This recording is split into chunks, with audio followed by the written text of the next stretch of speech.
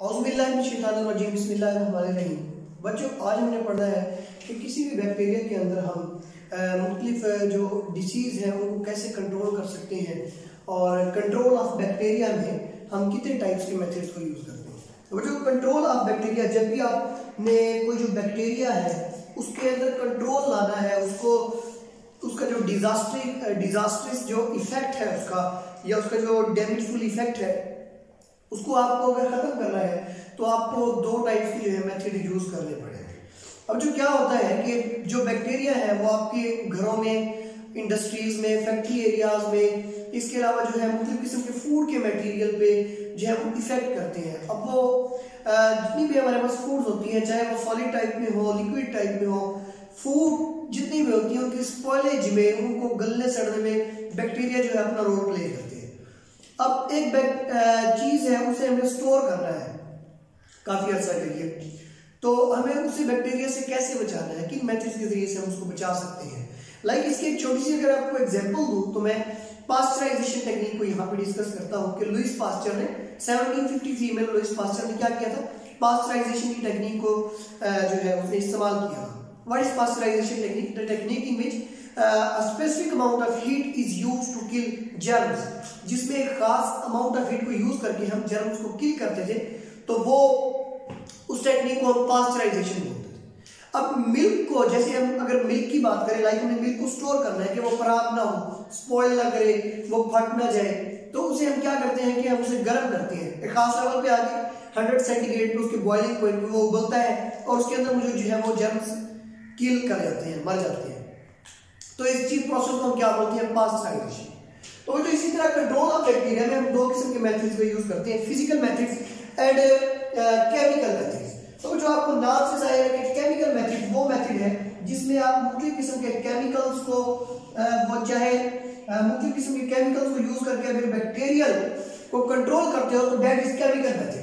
अगर हम बात करें फिजिकल मेथड की, तो physical method is such type of method in which different substances are used and due to these solid substances this process is known as sterilization.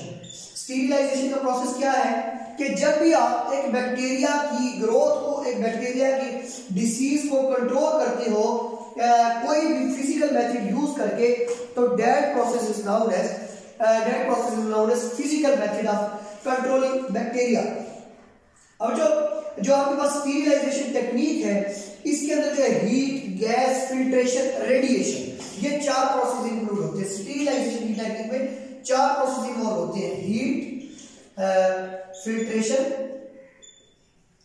Heat के जरिए से किसी चीज को किल करना, फिल्ट्रेशन के जरिए से किल करना, और इसके अलावा अगर हम बात करें तो स्टीरिलाइजेशन टेक्निक के अंदर फिल्ट्रेशन, हीट, रेडिएशन या गैस की मदद से।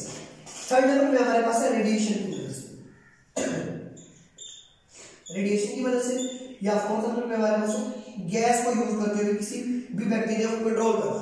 अब जब सबसे पहले जो हमने बात की थी हीट की, तो हीट में मैंने आपको एग्जांपल दी थी पास्चराइजेशन की। पास्चराइजेशन टेक्निक में आप एक खास अमाउंट ऑफ हीट को यूज करते हुए बैक्टीरिया को या इंसेक्ट्स को क्या करते थे, किल करते थे, और ऐसे हम उस बैक्टीरिया की ग्रोथ को, उसकी नंबरिंग को, उसकी वैल्यूज को कंट्रोल कर लेते हैं। ठीक है।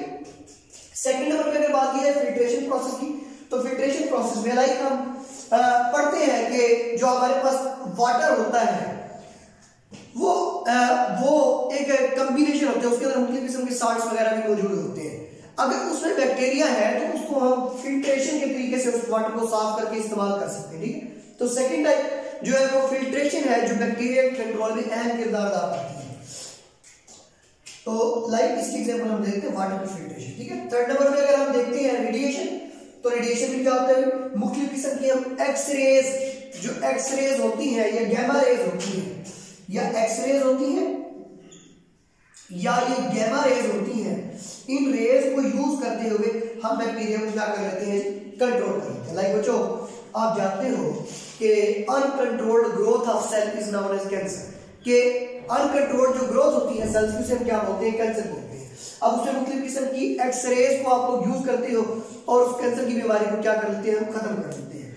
इसके अलावा अगर हम बात करें एक और प्रोसेस की जिसका नाम है lithotripsy. What is lithotripsy? Lithotripsy is defined as a technique, ये एक ऐसी टेक्निक है जिसमें हम मुख्तलिफ एक्सरेज को यूज करके जो किडनी स्टोन्स होती हैं उनको भी खत्म करने का काम करते हैं, ठीक है।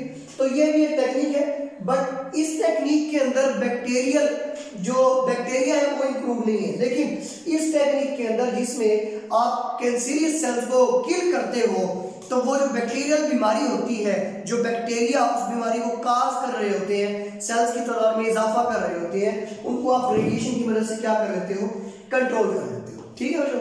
अब बच्चों इसके बाद अगर देखा जाए तो आपके स्टीरिलाइजेशन प्रोसेस में वो लिखता है कि जो हाई टेम्परेचर होता है वो माइक्रो ऑर्गेनिज्म को किल करने में अहम किरदार अदा करता है। अब अगर बात की जाए कि टेम्परेचर दो टाइप का होता है, एक टेम्परेचर को आप लोग बोलते हो कि वो टेम्परेचर होता है मॉइस्ट हीट, मॉइस्ट हीट, और सेकंड को आप लोग बोलते हो dry heat, moist heat and dry heat. ये क्या है? ड्राई हीट का मतलब है बिल्कुल खुश्क हीट जिसमें वाटर की या किसी भी लिक्विड की क्वांटिटी है वो ना होने के बराबर हो, तो उसको हम ड्राई हीट बोलते हैं। अब अगर बात की जाए मॉइस्ट हीट की, तो लाइक जो आपके पास स्टीम होती है, भाप होती है, स्टीम या भाप वाली हीट को आप क्या बोलते हो? मॉइस्ट हीट बोलते हो। अब जो इन दोनों का किरदार क्या है, ये कैसे बैक्टीरिया को किल करवाते हैं, तो जो ये जो आपके पास मॉइस्ट हीट होती है, मॉइस्ट हीट को जब भी हम यूज करते हैं तो ये प्रोटीन की कोआगुलेशन का काम करती है। क्या करती है? प्रोटीन की कोआगुलेशन का काम। तो जब प्रोटीन कोआगुलेट करती है, जम जाती है, तो वो बैक्टीरिया को किल करने में अहम किरदार अदा करती है, ठीक है जी, एक पॉइंट। सेकंड पॉइंट, जो आपके पास ड्राई हीट होती है, ये माइक्रोब्स के अंदर मौजूद जो केमिकल कंपाउंड्स होते हैं उनकी ऑक्सीडेशन का काम करती है, और जब भी किसी केमिकल कंपाउंड की ऑक्सीडेशन हो जाए किसी भी माइक्रोब की बॉडी के अंदर, तो उसकी डेथ हो जाती है, वो किल हो जाता है, वो मर जाता है, ठीक है। तो जो ये moist heat and dry heat are two types of heat which are used for killing bacteria in physical method. Physical method के अंदर ये दो टाइप्स की हीट यूज होती है किसी भी बैक्टीरिया को किल करने के लिए। इसके अलावा अगर हम बात करें रेडिएशन की, लाइक मैंने यहां पे लिखा कि गैमा रेज या एक्स रेज, तो बच्चों जो गैमा रेज या एक्स रेज बैक्टीरिया को किल करने में यूज होंगी ना, उनकी वेवलेंथ हमेशा 300 नैनोमीटर से हमेशा कम होगी। क्या होगी? लेस देन 300 नैनोमीटर, वो हमेशा लेस देन 300 नैनोमीटर होगी। और जो रेज भी लेस देन 300 नैनोमीटर में हम इस्तेमाल करते हैं, ये इस वेवलेंथ वाली जो रेज होती है, चाहे वो एक्स रेज हो या गैमा रेज हो, वो भी बैक्टीरिया को किल करने में अहम किरदार अदा करती है।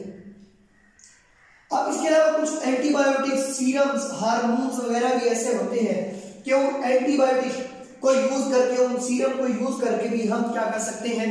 बैक्टीरिया को किल कर सकते हैं। जो then the question will be raise कि व्हाट इज एंटीबायोटिक? एंटीबायोटिक किसे कहते हैं?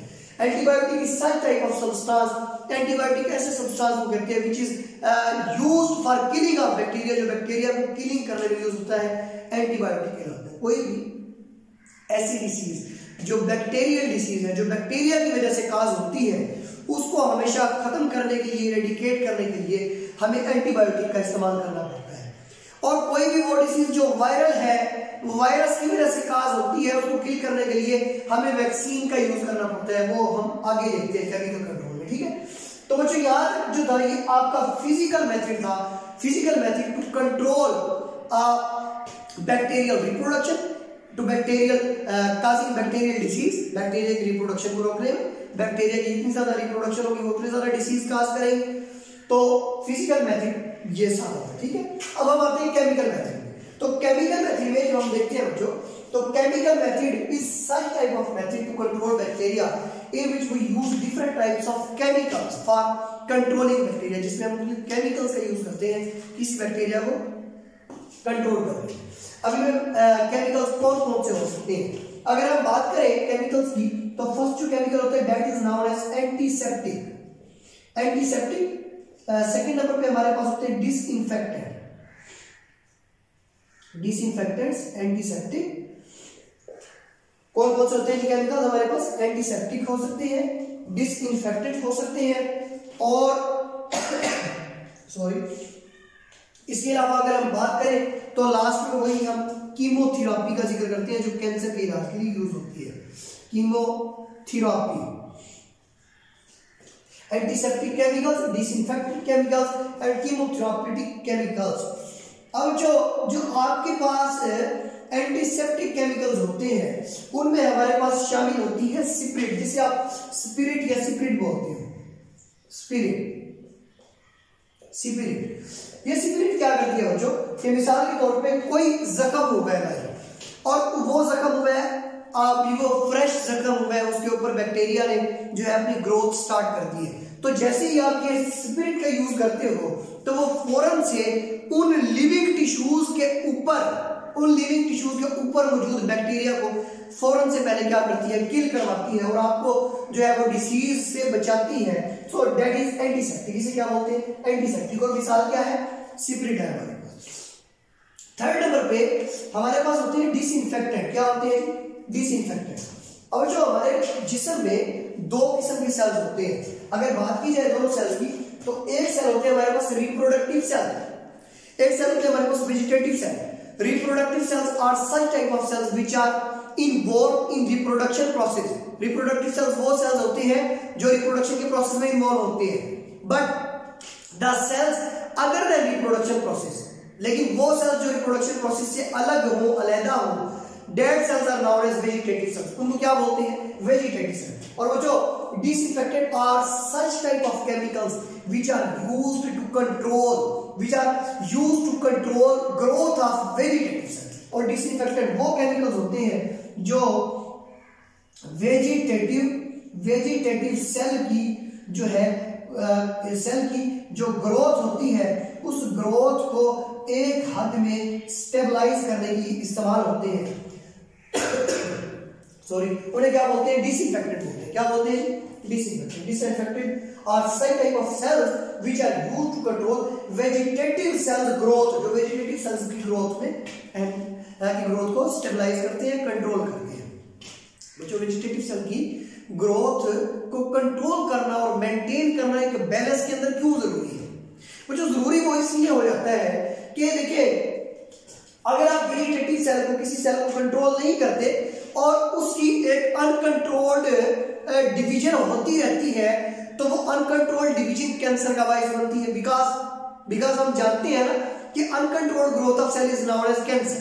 सो uncontrolled growth of vegetative cell, because vegetative cells are involved in structure of living organism। ये जानदारों के स्ट्रक्चर बनाने में इन्वॉल्व होते हैं, अदर देन रिप्रोडक्टिव सेल होते हैं। सो इनकी ग्रोथ को कंट्रोल करना लाजिम मौजूद होता है जो डिसइंफेक्टेंट करते हैं। और डिसइंफेक्टेंट अगर नहीं करेगा तो वही vegetative cells are changed into cancerous cells, वो कैंसरियस सेल्स में चेंज होते हैं। सो इनको कंट्रोल करना डिसइंफेक्टेंट का काम होता है। और डिसइंफेक्टेंट अगर हम बात करें तो हमारे पास जो डिसइंफेक्टेंट होते हैं वो मुख्तलिफ किस्म के हैलोजेंस हो सकते हैं, फिनोल हो सकते हैं, पोटेशियम परमैंगनेट अल्कोहल हो सकते हैं, फॉर्मेल्डिहाइड हो सकते हैं। हैलोजेंस हो सकते हैं, अल्कोहल हो सकते हैं, फिनोल हो सकते हैं। हैलोजेंस हो सकते हैं, अल्कोहल हो सकते हैं, फिनोल हो सकते हैं। इसके अलावा भी मुख्तलिफ किस्म के ऑक्सीडाइजिंग एंड रिड्यूसिंग एजेंट को हम डिसइंफेक्टेंट के तौर पे यूज करते हैं। थर्ड नंबर पे अगर हम बात करें तो chemotherapy. What is chemotherapy? Usages of chemicals for therapical treatment of a disease.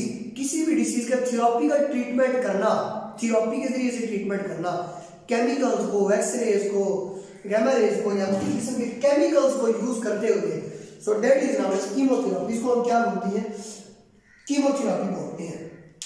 Chemotherapy में हमारे पास पेनिसिलिन शामिल है, सल्फोनामाइड्स, टेट्रासाइक्लिन शामिल है। हमारे पास कीमोथेरेपी में पेनिसिलिन शामिल है and sulphonamides and tetracycline and penicillin, that three types of chemotherapical treatment. ये कीमोथेरेपिकल ट्रीटमेंट में क्या होती है, इस्तेमाल होती है। अब जो इसके बाद दो किस्म के इफेक्ट को हम देखते हैं कि जब केमिकल और फिजिकल एजेंट्स अपना यूज करते हैं तो वो कौन से दो टाइप्स के जो है स्पेसिफिक इफेक्ट डालते हैं।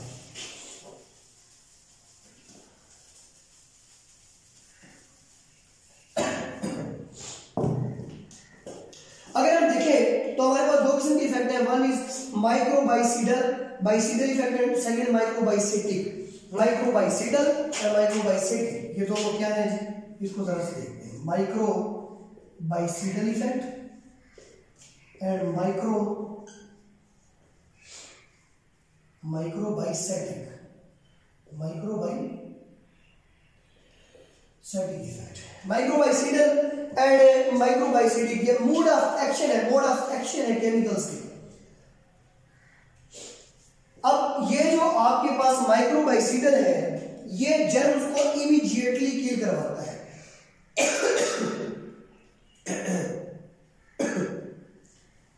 ये माइक्रोबाइसीडल आपके पास जर्म्स को इमीडिएटली